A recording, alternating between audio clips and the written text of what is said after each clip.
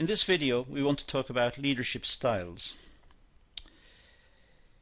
There are certain qualities an individual must have to be an effective leader or manager, and we can see leaders within groups, or we can see them within organizations, or to some extent within both, because we can have groups within the organization as well.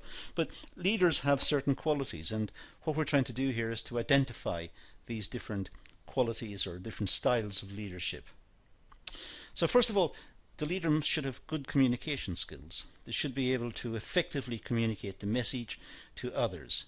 They should have a clarity in what they're saying. They should have the capacity to deal with questions and be able to resolve issues and explain what is required. So to have good communication skills. They have the ability also to motivate individuals within the group. The ability to inspire others and to motivate them. The others look to this person as a motivator, because this person is enthusiastic, has good skills, good communication skills, has good personality, and as we'll see, is properly trained and so on. So they're able to motivate those people around them. And they can perform well under pressure. They can deal with situations under pressure very effectively. They're able to show a capacity to achieve, even though they're under quite extreme pressure themselves. They can still achieve good results, and they're able to cope. They can foresee the goals and ambitions. They can foresee what's needed, and they can set the goals and ambitions accordingly. And they've a strong desire to achieve these. Once they've set the goals, and once they've set what they want to achieve, they set about doing it. They're motivated to do this, to achieve. And they utilize their authority effectively. They don't just exercise authority for its own sake. They use it effectively. They use it so that others can see that there is a purpose in what they're doing. They're not just doing it for the sake of doing it. They're doing it with a purpose, to achieve a particular goal. They're very knowledgeable about what's required, and they tend to make the correct decisions. They have good training. They have learned a lot. They're keen to learn. They're engaged in the tasks. They understand the requirements of the tasks, and they tend to make good decisions. Again, marking them off as good leaders that others can watch and learn from and be inspired by. Effective leaders are successful in their role due to their personality and training. There's a tension in psychology between what's known as nature and nurture. Nature is what we're born with. This is our genetic makeup, which will determine to some extent our capacity to do certain things. But nurture is what we learn over the course of our lifetime. And of course, the type of people we become is a mixture perhaps of both of these. Psychologists are not sure which one predominates and which one is important to develop or whatever. There's a big debate in psychology about this, which I don't want to get involved in here. But we certainly know that leaders have personality, and if you like, that's part of their nature. But they also have training and learning and experience, and that's part of their nurture. And good leaders have these in the right balance. They are capable of achieving good results and inspiring others. However, all leaders are different and adopt different leadership styles to suit their organization and the members they work with. So different organizations will have different requirements, and different leadership styles will be required depending on the organization. But good leaders are ones that are capable of adapting to different situations. It's important that the correct leadership style is used within the organization. So we need to identify different leadership styles and match the appropriate leadership style to the organization we're considering. There might be a variety of leadership styles, but not all of them will be entirely suited to the organization that we're considering. So first of all, let's do a contrast between leaders and managers and see what the differences are. First of all, a leader. Well, the leader is an important individual who has the ability to inspire people to follow him or her. That's essentially the nature of the leader. It's someone who can inspire people to follow him or her. The leader sets the vision, they set the direction, and they inspire and motivate others. So the rest follow the leader. The leader is the one who sets out the course of action that's going to be followed. The manager, by contrast, controls and directs people to get the job done. The manager facilitates the requirements of the job and directs people and controls people to ensure that the job gets done. A manager's role is to plan, coordinate, organize, control, monitor a team of subordinates. So it's different to the leader. The leader is the one who sets the direction and motivates people by example. The manager, by virtue of power, by virtue of position, is able to get people to work in particular ways.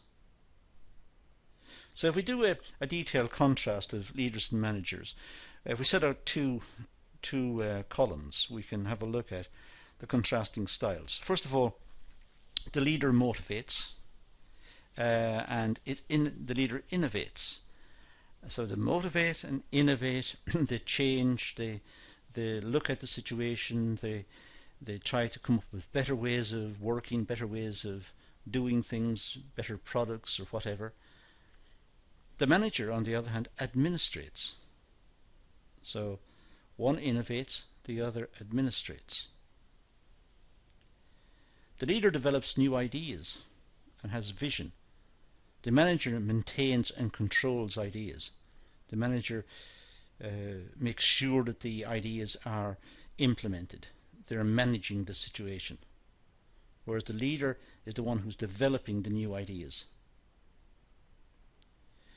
The leader is more people-focused and concerned, whereas the manager is controlling people. The leader is trying to inspire people and get them to follow. They're motivating. They're getting the workers or the members of the group to follow. That's what the leader's doing. The manager, by virtue of his or her power or position, is controlling people to make sure that the tasks are completed. Leaders are individuals with their own views and ideas. So leaders tend to be more free spirits. They have their own ideas, their own views. The manager, by contrast, is a copy. There are many managers. So the managers all have sets of rules and regulations which are handed down perhaps from more senior managers, and they follow these. They're ensuring that the rules and regulations that have been developed over a period of time are implemented, whereas the leaders tend to have their own views, their own ways of working, their own ideas. The leader, it's often said, does the right thing, whereas the manager does things right. So it's a nice little contrast between the two.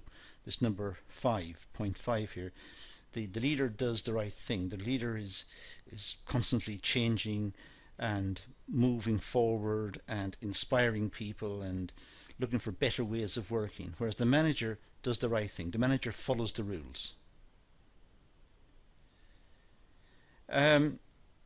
Leaders see the bigger picture. Leaders are looking at the overall organization, looking at ideas about the organization and trying to get movement within the organization, development, new products, new ways of working, new configurations of staff and so on. The manager has a more narrow focus, looking at particular tasks and getting those tasks completed.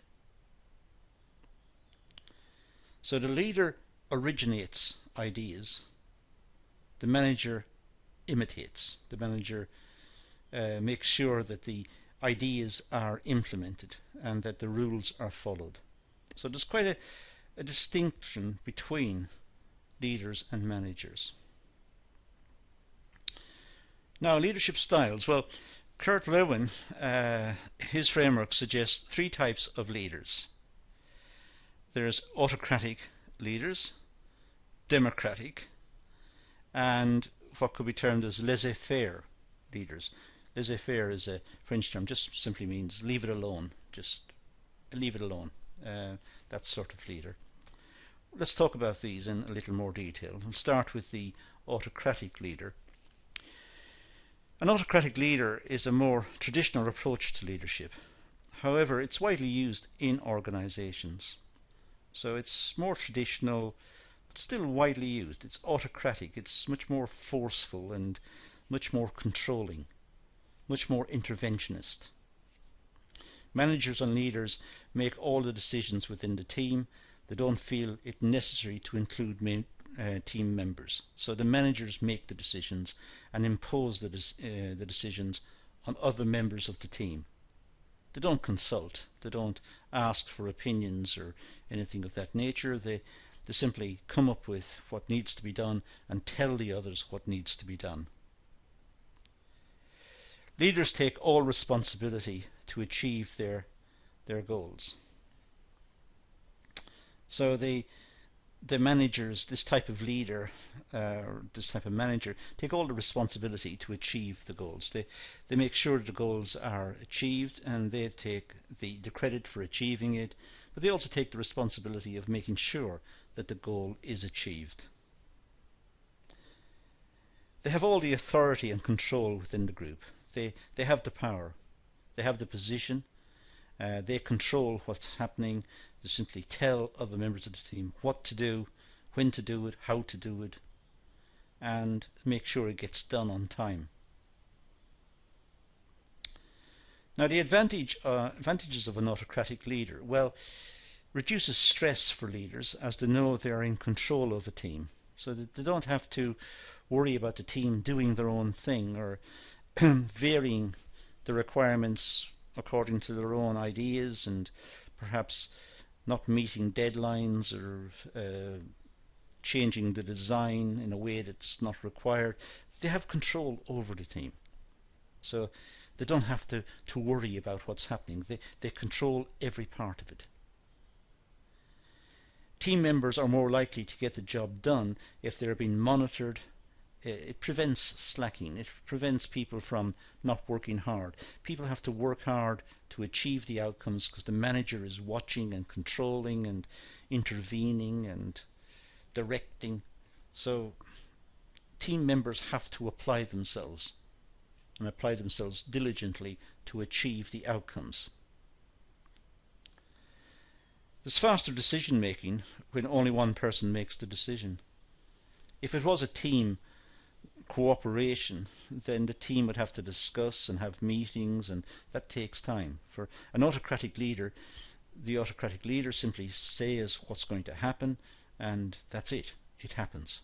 There is no consultation, there's no wasted time as it's seen. And there's a smooth flow of operations because the managers are able to look at what's required, look at what others are doing, and fit their output into perhaps a bigger situation and fit it in smoothly. They know what the deadlines are, they know when it has to be completed, they ensure their team will complete on time, and they will give directions to the team and orders to the team to complete by that time.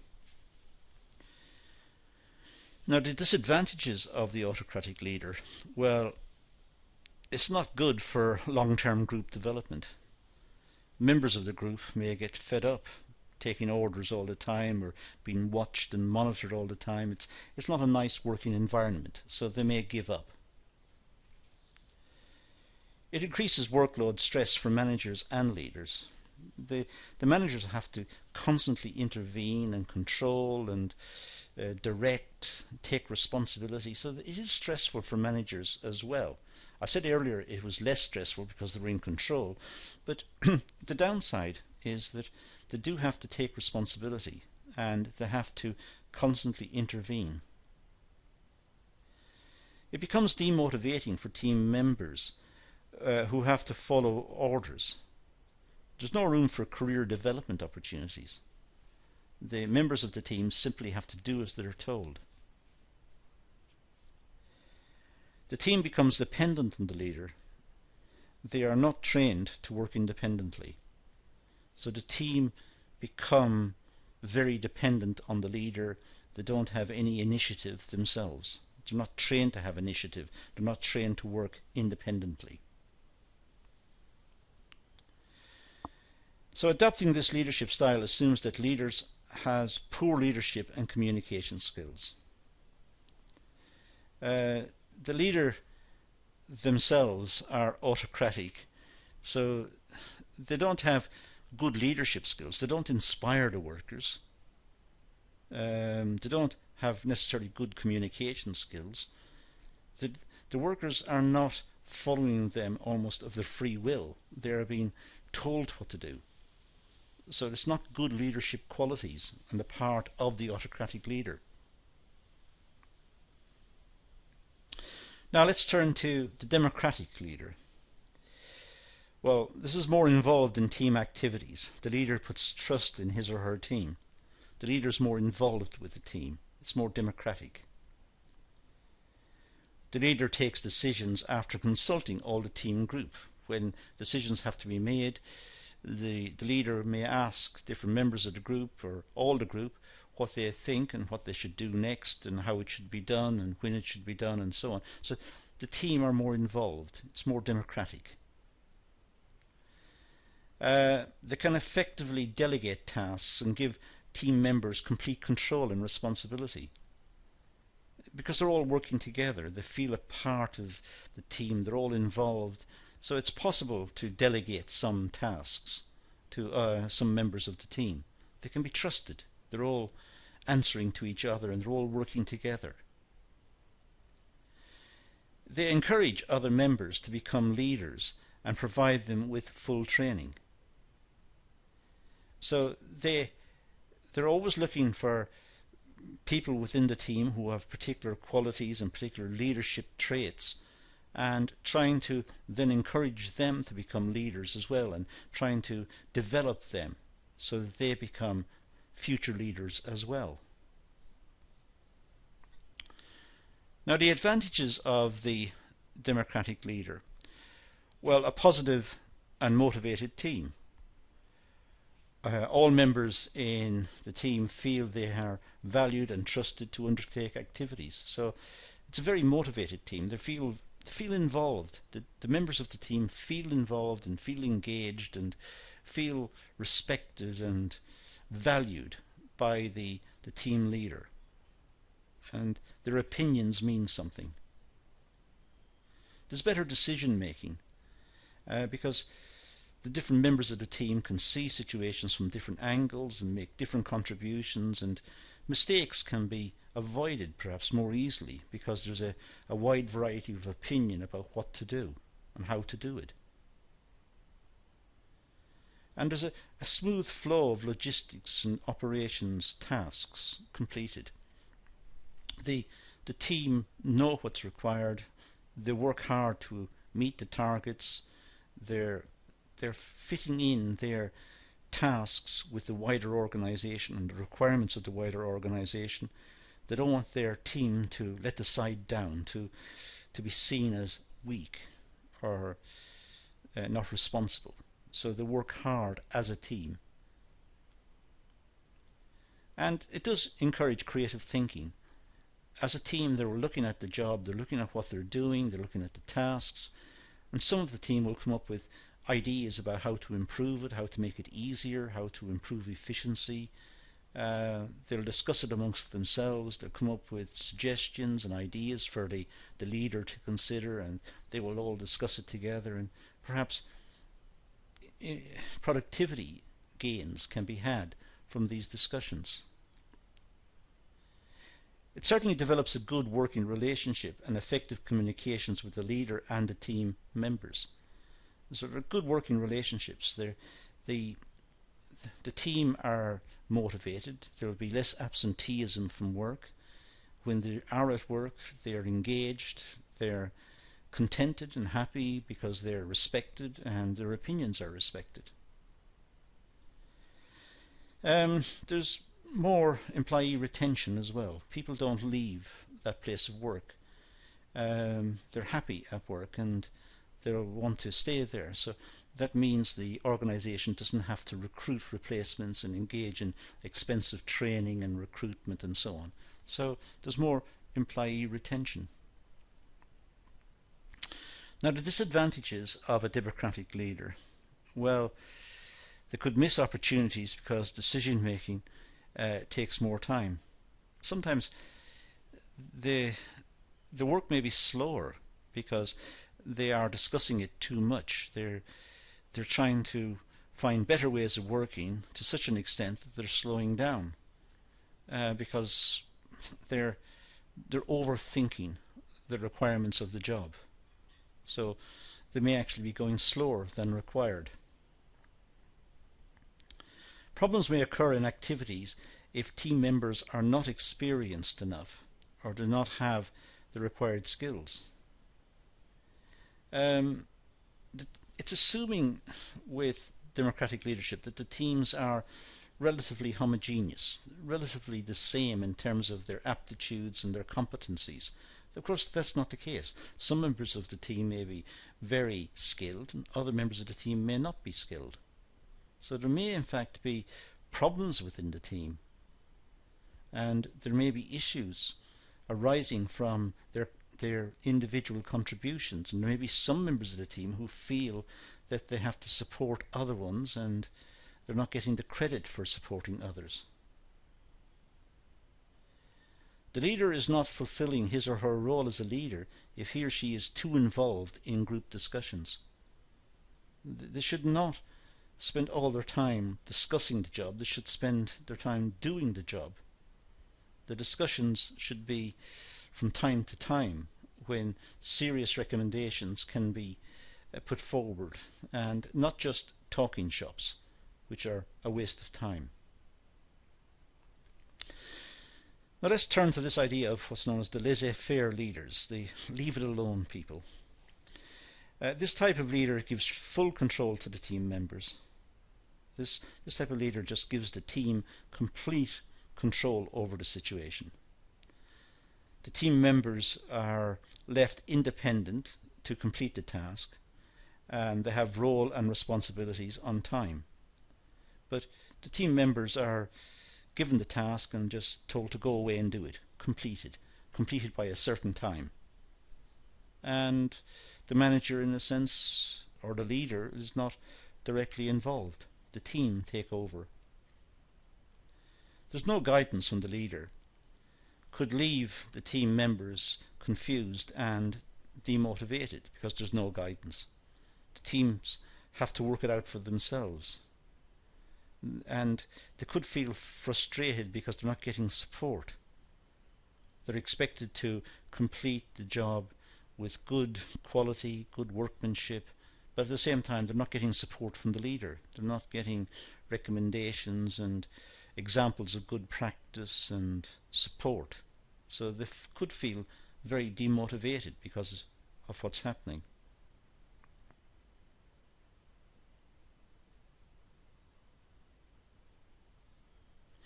Advantages of a laissez-faire leader.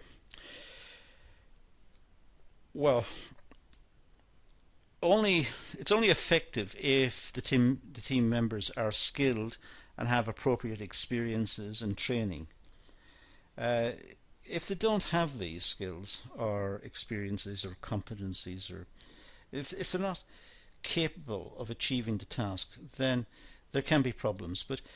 But essentially they could take pride in the fact that they're being trusted to undertake particular tasks.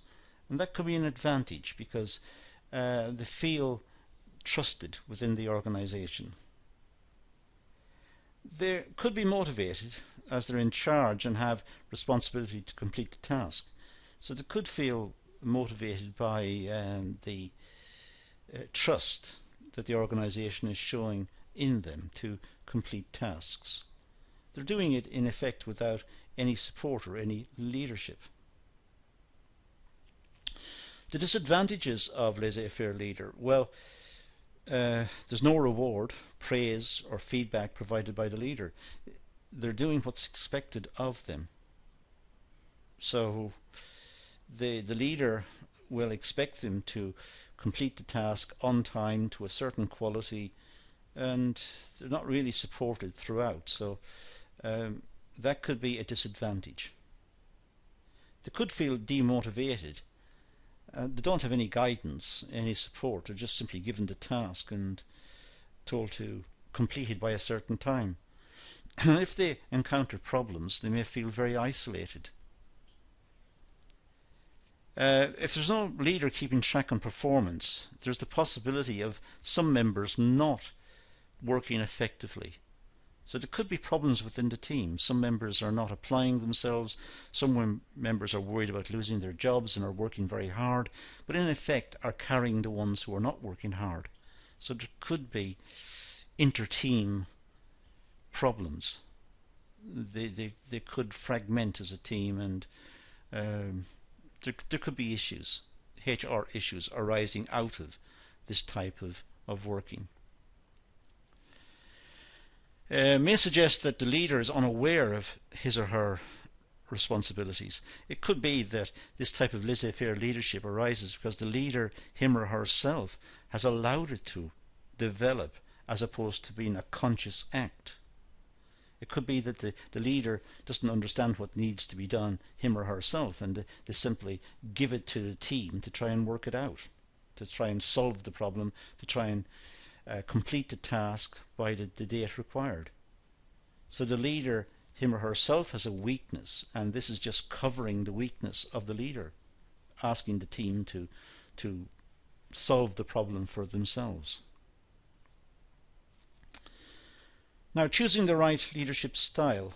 Well, this factor depends on the manager, the background, the personality type, experience, value, qualifications, ethics, culture. So choosing the right leader depends on a lot of factors that lie in the background. It's difficult to work out from all of this list which ones are exactly needed or precisely needed in the given situation. So it's a big task for the human resource people to try and work out what the attributes of a good manager is, or what is a good leadership style. The employees, team members, well, in this case there's the individual personality, the working culture, and how best employees respond. Employees respond differently to different incentives and to different situations. It depends on their personalities. It depends on the culture, the working culture within the organization. All of these are very complex, and it's not easy to work out exactly what's required.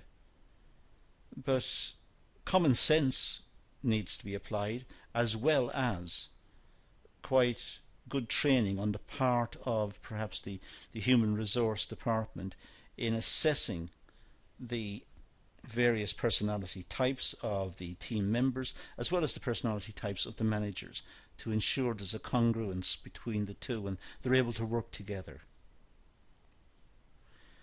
And for the organization, well, the organization's morals and values and traditions.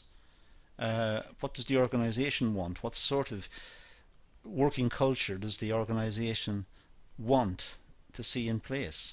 How should teams be organized? How should individual members of the teams be dealt with? How should managers be trained? And so on. So bigger issues there. Well, all leaders are different and have different personalities. That's true because human nature is like that. We have different orientations and different approaches to work and tasks and problem solving and leadership and how to motivate people and so on. We are different, so we have different personalities and we have different ways about going about tasks.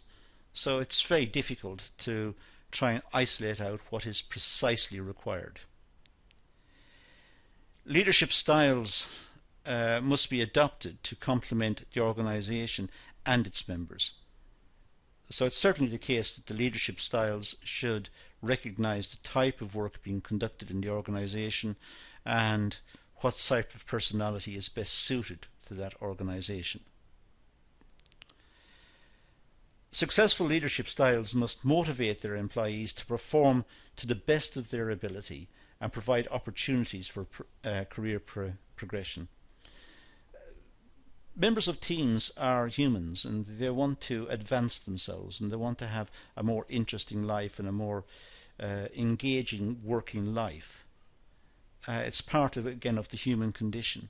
They want remuneration and they want rewards in terms of enjoyment from work. They're spending a large part of their lives doing these tasks and they want to enjoy what they're doing. So they should be developed in line with that. And out of this, perhaps leaders can be determined. Leaders can be spotted, ones who are interested in the tasks, who have the appropriate skills and the appropriate personality types, and they could be cultivated to become future leaders.